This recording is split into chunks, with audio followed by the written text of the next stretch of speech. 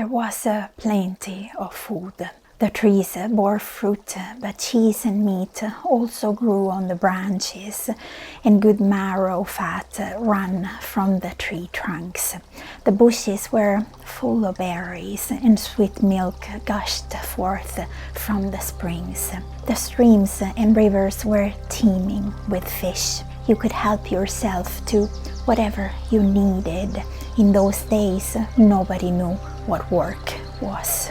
Yugmel gave the world to his son, the sun, and decreed that he must guard it from his place in the heavens. When the sun rises, darkness must yield, and so there is neither night nor cold nor sorrow. Two brothers lived in that wonderful world, the good Naevie and Adtis, who was fierce and greedy and had no shame. It is said that the son liked Naevie so much that he gave him his own daughter for a wife, calling her Naevie Yetne. Attis too got a woman who suited him well. Attis Yetne came from the underworld, and she ruled over all diseases. She brought them with her from the underworld in a sack. The world had an abundance of everything, and people lacked nothing. But laziness breeds malice, and one day the ugliness of Attis' heart awoke. He wanted to own land. He wanted to build a fence around what he owned. One day he went to Naevie and said, "Let us split this earth equally between us so that each of us can own his part." "Why?" asked Naevie. "Surely there is enough of everything and we should share it." But Attis insisted, and eventually Naevie agreed to his wish. It didn't long before Attis started to think he had received too little. He moved the fence further onto Naevie's side. Naevie said nothing. He just allowed it to happen. Nonetheless, soon Attis again cast his gaze over the fence again, thinking that everything Naevie had was better than what he himself owned. And so he moved the fence even further into the brothers' land. Good Naevie refused to argue with his brother. Surely he must soon have enough, he thought to himself. Still, he said nothing, but let his brother keep everything he had taken. Finally, Naevie had only a single milk spring and a tiny plot for his family's dwelling. A darkness rose in Attis. Envy gained such power over him that he seized some reindeer antlers, striking Naevie and killing him. Suddenly a terrible cry rose from the forest.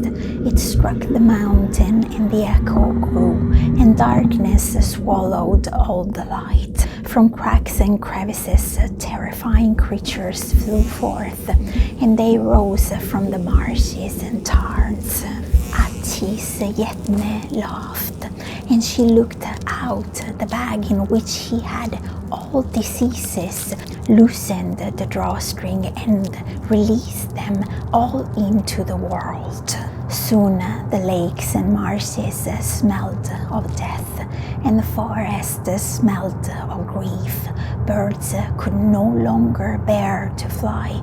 Fish turned their bellies to the sky. People began to fight. Men stumbled about shamelessly, and women killed their children.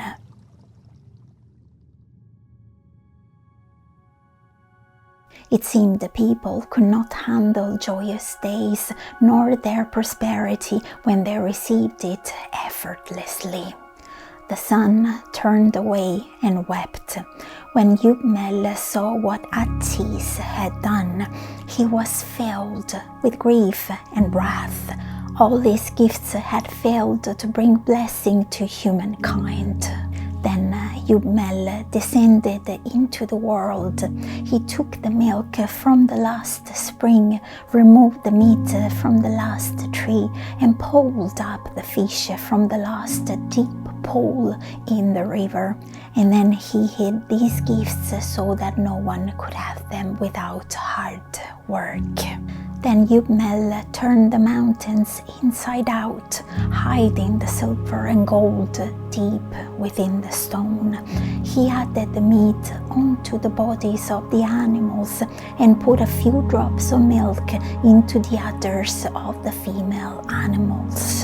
He gave the fish fins so that they could swim quickly, and then he gave all the fish and animals a fear of humankind so that they would flee whenever they saw people.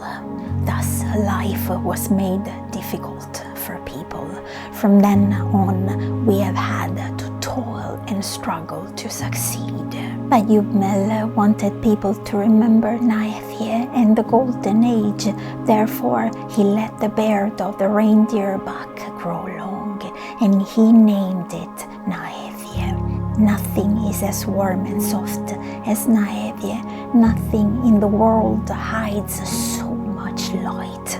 People put Naethje under their newborn to keep them warm and comfortable and sleep filled with good dreams.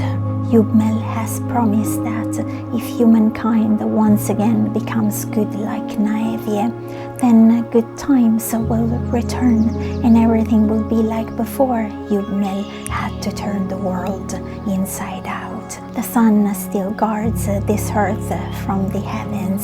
As long as the sun is shining,